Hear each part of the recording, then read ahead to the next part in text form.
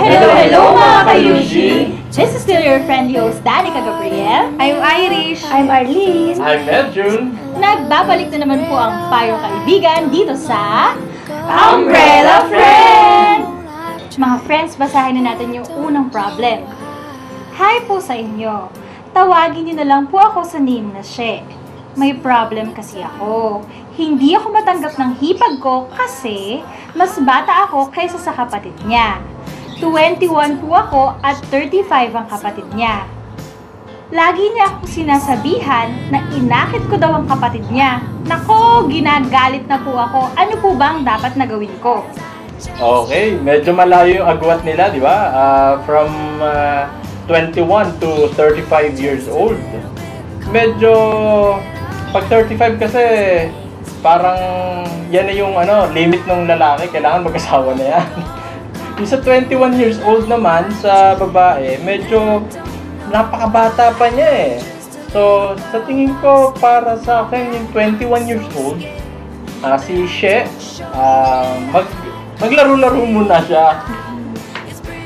Ibig ko ba sabihin, parang enjoy mo muna niya yung Yes. kanyang pagkadalaga. Oo.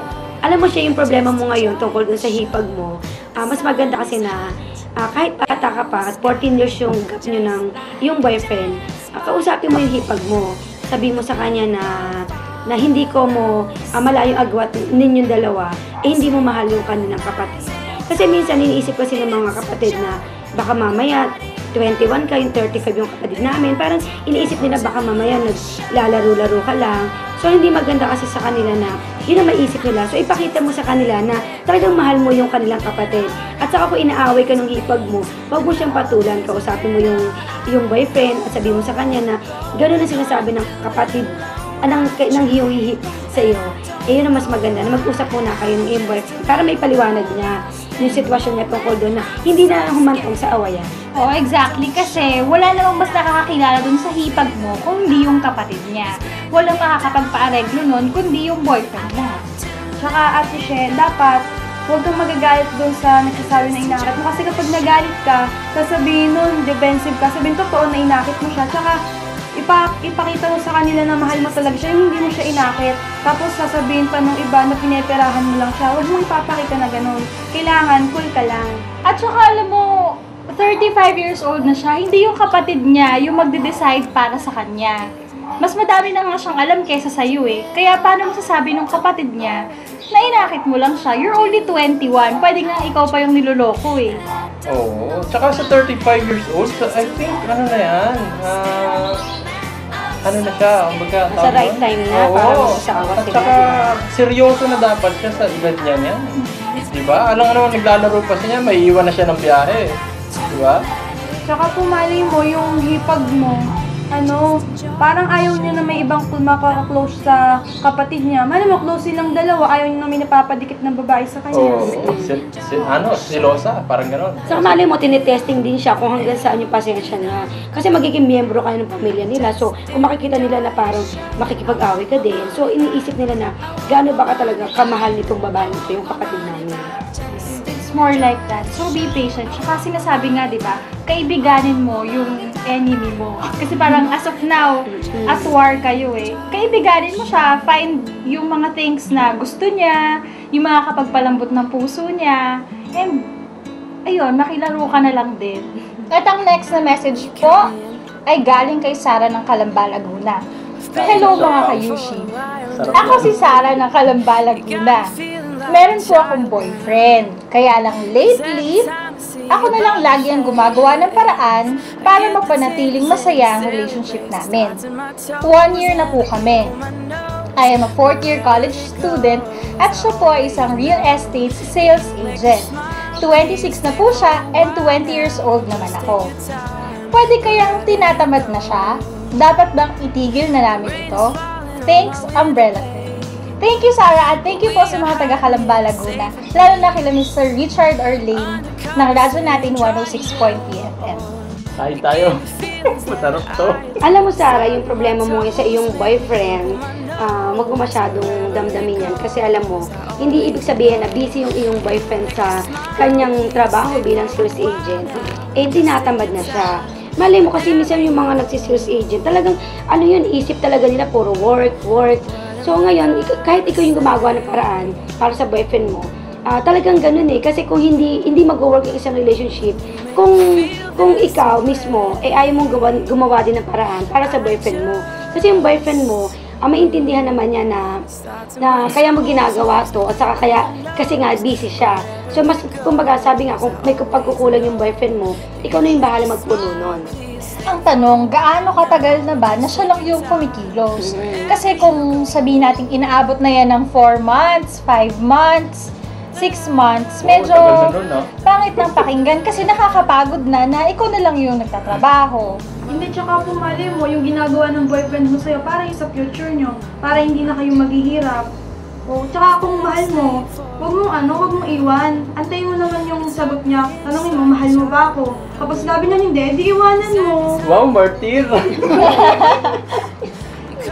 Siguro yung ikaw yung gumagawa ng paraan. Kung hanggang saan mo lang kaya. Kung pagod ka na din, itigil mo na. Kasi hindi na uso yung martyr ngayon eh. Sabi ni Irish kanina, tanungin mo daw si boyfriend, natin Arlene, kung mahal ka. Alam mo yung lalaki, pag tinanong mo yan, hindi yan, parang alam mo yung respeto na lang, na hindi naman siguro siya magsasabi ng pangit. So, lagi mong maririnig dyan maganda, unless prank ka siyang tao.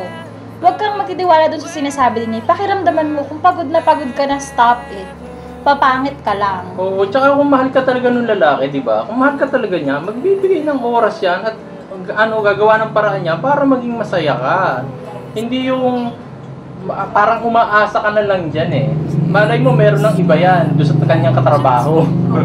Pwede. Kasi sales agent, madaming nakikilala eh. Oo. At saka yung sinasabi na, baka para sa future nyo to, Pwede.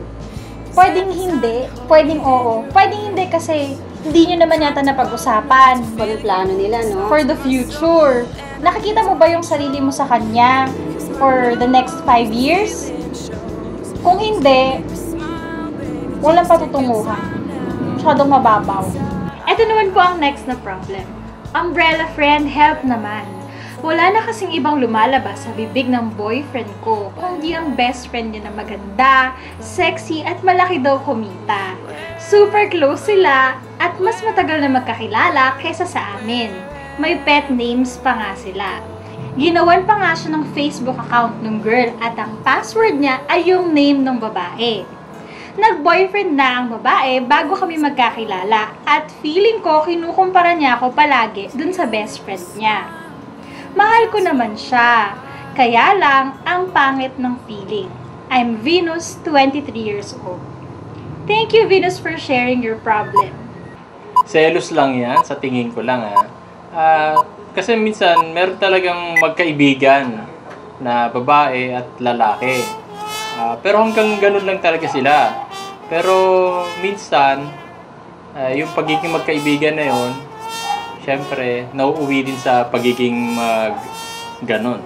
Di ba? Tama. At saka mas matagal na daw magkakilala eh. So baka mas malalim na yung pinagsamahan nila. Yes. Ginawa ng Facebook account ang boyfriend mo, di gawan mo siya ng Skype account tsaka Twitter para bongga, di ba? Oh. Alam mo, Venus, kasi yung best friend niyang babae, naging best friend na niya to matagal na. So siguro, sobrang close na sila, kaya ginawa na to ng Facebook account ng kanyang best friend. Hindi naman ibig sabihin sila, kasi sabi mo nga, nag-boyfriend naman tong girl. So wag mo, kung kinukumpara ka ng boyfriend mo sa best friend niya, ikaw usapin mo yung boyfriend, at sabihin mo na medyo na-hurt ka naman sa sinasabi niya na gano'n. Kasi alam mo, yung mga pinagsamahan nila matagal na, i-compare sa'yo. Siyempre masakit yun, di ba, pag bilang babae. So ngayon, dapat niyang gawin, kung kaya naman niyang kaibiganin ng kanyang best friend, why not? Okay, kaibiganin niya to, para malaman niya yung mga ikatatatag pa ng relasyon ng dalawa. Hindi, tsaka kapag nag-boyfriend ka, dapat i-accept mo lahat ng close sa kanya, yung best friend niya, yung family niya, yung hindi ka magkakaroon ng ibang feeling doon, yung parang magkakaroon ka ng negative na sasabihin mo sa kanya, kailangan i-accept mo lang yun. Tsaka kung ginawan niya ng FB account, okay lang yun, wala yun. Pwede mo palitan ng password yun, di ba? No, Ayan. Kasi lalaki naman yun. Kaya lang naman kasi, kung medyo pangit yung feeling mo, parang kahit na anong gawin mo, hindi mo matanggal yung feeling, eh di iwan mo. Ang tanong, sino ang mas importante? Di ba? Di Para ba? papiliin mo siya kung ikaw ba o yung best friend na pipiliin niya, di ba? Ay, hindi naman. Parang ang sa akin lang, sino mas importante para sa'yo? Yung feeling mo na pangit? O mas importante para sa'yo yung bagong pinapagsamahan nyo nung boyfriend mo? At saka mukhang masaya yung boyfriend niya na nandun pa rin yung best friend niya di ba? Ay, kung ako, ayoko nun. Naiirita ako. O sa bagay kasi nga parang nakakaselos talaga yun di ba? Oo. Parang kapag girlfriend, boyfriend ka, kailangan siguro dapat meron kang limitations na rin dun sa sarili mo.